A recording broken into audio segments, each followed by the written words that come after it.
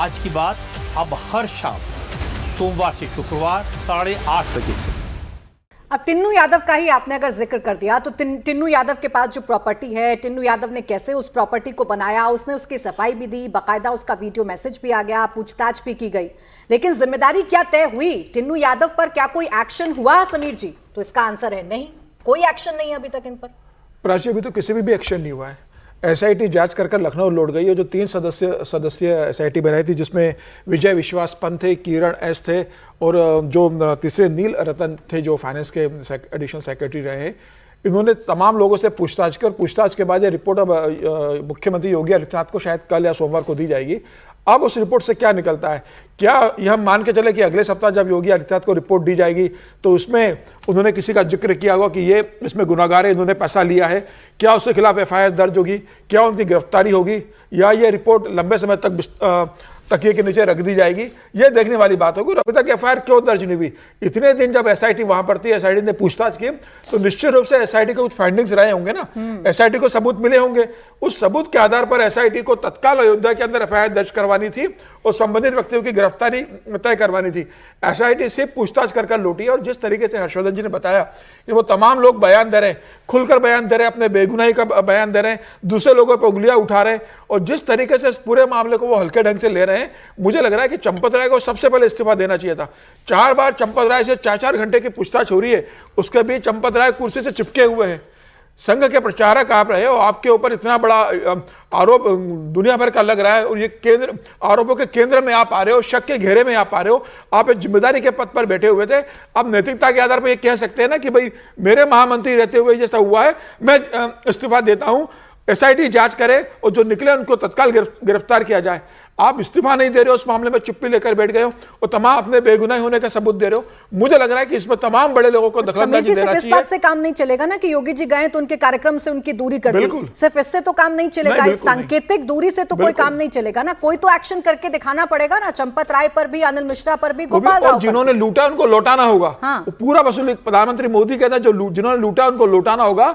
तो जिन्होंने अयोध्या के राम मंदिर का पैसा लूटा है, सोने चांदी की ईंटें, जो भी खबर आ रही है लूटी है, जो एसआईटी को मिलता है, उनसे पूरी रिकवरी की जाए, पूरी पत्रकार वार्ता लेके बताया जाए कौन कौन शामिल था, ये कब से हो रहा था, और ये व्यवस्था सुनिश्चित की जाए कि भविष्य में नहीं होगा। और मुझे लगता है कि पूरे ट्रस्ट को भंग कर देना चाहिए तत्काल प्रभाव से। नया ट्रस्ट बनाओ, प्रोफेशनल लोग आप रखो, जिम्मेदारियां तय हो, काउंटिंग कौन करेगा, एसबीआई की क्या भूमिका होगी, अकाउंटेबिलिटी तय हो, और भविष्य में 1-1 रुपए का हिसाब रहे।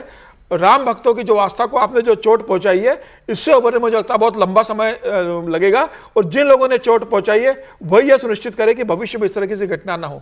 अब जिन परिवारों ने बड़ा बड़ा दान किया है, जिन परिवारों ने आस्था के चलते प्रभु श्री राम के चरणों में दान किया है, जब उनकी चढ़ावे की चोरी हो रही है तो उनके बयान भी अब सामने आ रहे हैं। चढ़ावा चोरी के बीच सबसे चौंकाने वाला खुलासा सिंधी समाज ने किया है।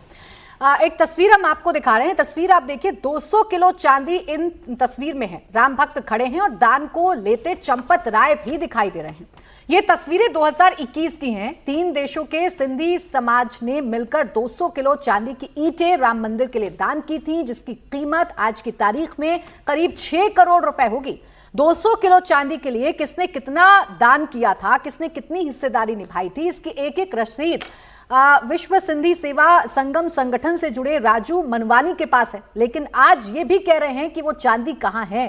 अगर इनकी दान की गई 200 किलो चांदी का इस्तेमाल राम मंदिर में हुआ है तो उसकी तस्वीर कहां है, उसकी जानकारी कहां है। नॉर्थ इंडिया ज्वेलर्स एसोसिएशन और उसके अध्यक्ष अनुराग रस्तोगी ने भी 34 किलो चांदी दान की थी। इनको चांदी दान की रसीद मिली थी, लेकिन इनसे वादा किया गया था कि चांदी का इस्तेमाल राम मंदिर नींव में करेंगे, लेकिन ऐसा नहीं हो पाया। ये तो 2 हमने आपको उदाहरण दिए हैं, और भी उदाहरण है, और भी वो लोग हैं जिन्होंने चरण पादुकाएं दी हैं, जिन्होंने चांदी का हार दिया है, लेकिन जब उन्हें रसीद नहीं मिली, उन्होंने जानकारी हासिल करने की कोशिश की तो उन्हें गोल गोल घुमाया गया है। अब इन तस्वीरों में तो संगीत रागी जी साफ साफ चंपत राय नजर आ रहे हैं ना, साफ साफ जो ये चांदी है, 200 किलो चांदी है, ये उनके ही सुपुर्द की जा रही है, लेकिन ये चांदी है नहीं, कहीं नहीं है। इसका हिसाब तो हम चंपत राय से ही मांगेंगे, ये परिवार भी या सिंधी समाज भी चंपत राय से ही मांगेगा। तो क्यों नहीं दे रहे हैं हिसाब, चुप्पी क्यों है? देखिए, मुझे लगता है कि किसी व्यक्ति को केंद्र में रख करके हम हिसाब नहीं मांगना चाहिए। मुझे वो पूरा ट्रस्ट जो इस प्रबंधन में है, वो पूरा ट्रस्ट इसके लिए जिम्मेदार है। और हम सवाल कर रहे हैं, उनसे उत्तर तो हमें पता नहीं है कि वो है भी या नहीं। हम लोगों ने मान लिया है कि वो सारे के चांदी के जो ईंटें हैं या 200 किलो चांदी दी गई या वो दिया गया, अन्य चांदी दिया या जो भी आभूषण दिए गए वो सब के सब गायब हो गए हैं। ऐसा तो है नहीं। यदि हमें पता नहीं है, रिकॉर्ड नहीं है ना। एक मिनट, ऐसा रिकॉर्ड दे दें। ऐसा हमें अभी पता नहीं है। ये सारी चीजें हमें लगता है कि 5-6 दिन और वेट करना चाहिए हम लोगों को। आज एसआईटी अंतरिम रिपोर्ट योगी जी को दे देंगे। इसके बाद ये सुनिश्चित करना चाहिए कि क्या इसमें जो लोग थे, ट्रस्ट के लोग थे। अभी तक तो ये बात पता लगी है कि जैसे राष्ट्रीय स्वयंसेवक संघ के अंदर होता है, हम स्वयंसेवकों पर विश्वास के आधार पर चलते हैं कि ऐसा काम नहीं करेंगे। और मुझे लगता है कि वही व्यवस्था का जो प्रबंधन की जो व्यवस्था थी वो फेल करके हो गया।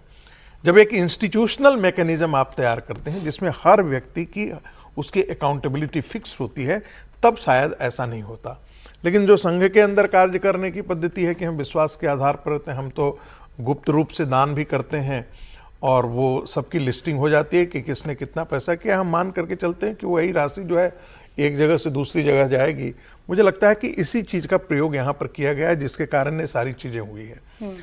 और इसमें अब तक जो पता लगा है उसमें ये लगा है कि 40 से ज्यादा लोग इस धंधे में शामिल थे।